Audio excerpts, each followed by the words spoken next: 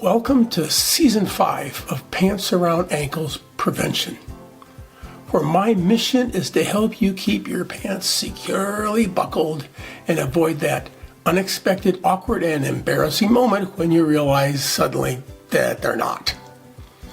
This season, we're going to do things a little differently with Shorts Around Ankles Prevention. Quick, power-packed episodes designed to deliver a punch of truth to help you wake up to a new perspective. Let's see what today's short has in store. The 2 most important days of your life. Wisdom is timeless. Regardless of when it might have been originally authored, it continues to speak to us even with the passage of time. Mark Twain is reported to have once said, "There are 2 important days in your life. The day you were born and the day you find out why." I'm reminded of another quote, this one attributed to Ben Franklin. He said, "Many people die at 25 and aren't buried until they are 75. Now, I know that I've been guilty of moving through life with a general idea of why I'm here, what I'm good at, what I love doing, and what I prefer to avoid. And doing so without an appropriate sense of urgency to further refine and sharply define these. I know many people, far too many people, who died at 25 and are now just waiting for their bodies to drop. I don't think you're like that, or you wouldn't be listening to this. I'm not counting myself among them either, but I confess to not having the sense of urgency that I understand should be warranted toward resolving these general ideas into something with greater specificity. I've talked recently about my new friend, my mortality demon, who's been assisting me in correcting this.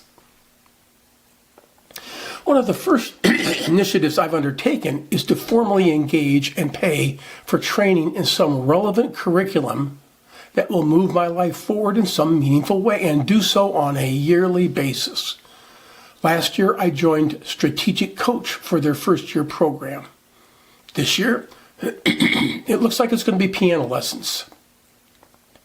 As a result of participating in Strategic Coach, though, I now have a much clearer understanding of what I'm good at and love doing, which is what they call my unique ability. That concept is hardly unique to Strategic Coach. Gary Hendricks calls it your zone of genius. Jack Canfield calls it your core genius. And as of the time I'm authoring this, my unique ability is to constantly challenge the status quo by inspiring others and creating new choices, driven by my desire to find better, smarter ways to work and live. I'm very clear that my unique ability is not a static statement, but more of a dynamic, constantly evolving reflection of who I'm becoming. The clarity it has provided me has been striking.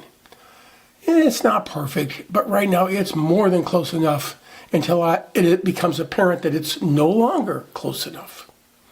A new version will need to appear, especially in my vocation. It makes understanding what I should be doing and what I should be eliminating to be so much easier to understand. What about you?